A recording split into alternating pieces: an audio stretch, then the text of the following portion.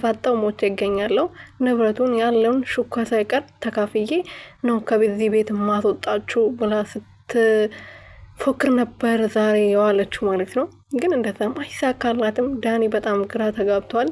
ኤዱዬ እንዳይቀማ በቃ በጣም ፈርቷል ማለት ነው። ምክንያቱም ሚስቱን ቀምቶበታል አቤልም ማለት ነው። አቤል ደግሞ እንደዚህ በቀላሉ አይለቀውም። አሁን በዚህ ሰዓት ዝም ብልም እንደዚህ በቀላሉ ዝም ይላል ብዬ አላስብም። በዛ ላይ ደግሞ አባባ ብዙ ጉዳት የደረሰባቸው እርሳቸው ናቸው። ብዙ ነገር ተሰቃይተዋል፣ ታስረዋል፣ መርዝ ተሰጥቷቸዋል። ስለዚህ በቀላቸውን በዚህ በቀላሉ የሚተው አይደሉም።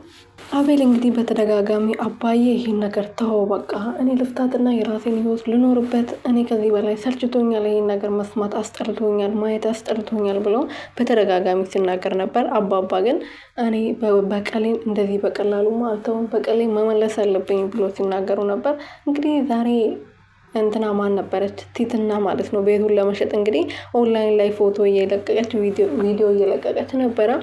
ሰውየው ጋር ቁጭ ብላ ነበረ ቪዲዮ አንስታ ቤቷን ለመሸጥ ወይም ደግሞ እነሱ ቤት ውስጥ ያለ ቤቱን ልትሸጥባቸው ነበረ ሀሳቧ ማለት ነው። ቪዲዮ እያነሳች ስትለገኝ ነበረው። ግን ቤቱ የውሸት እንደሆነ ዳኒ በደንብ ያውቃል። ተይ አንቺ ልጅ እንደዚህ አትሆኝ፣ ተረጋጊ።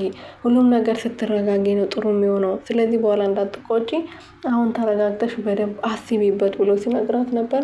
እሷ ግን የሚሰማ ሰው አይደለችም። ምንም ልትረጋጋ አልቻለችም። ዳኒ ደግሞ ኤደን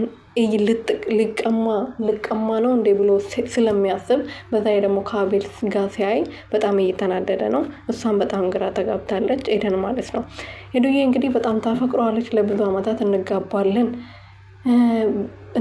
በቃ አሁን ያሰብኩት ነገር ይሳካል ብሎ ለብዙ አመታት አቆይቶኛል። አባባ እባክዎት ምከሩኝ፣ ምን ባረግ ነው የሚሻለው?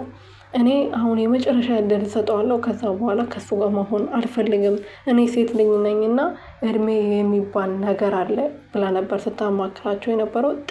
ስትጠይቂ ብዙ ነገር ይመለስልሻል። ስለዚህ ዝም ብለሽ በወዲሽ ይዘሽ ዝም ከምትይ ጠይቂውና የሚመለስልሽን ካየሽ በኋላ እንትን ትያለሽ ብሎ ነበር ሲያማክሯት የነበረው። ዛሬ እንግዲህ ወደ እነሱ ቤት ሄዳ ነበረና ዳኒ አቤል ውሰጂኝ ብላ ስትጠይቀው አቤል ዳኒ አልወስድሽም አንሄድም አሁን ብሎ ነበር። ምክንያቱም ትትና ቤት ስለነበረች ግራ ይጋባሉ።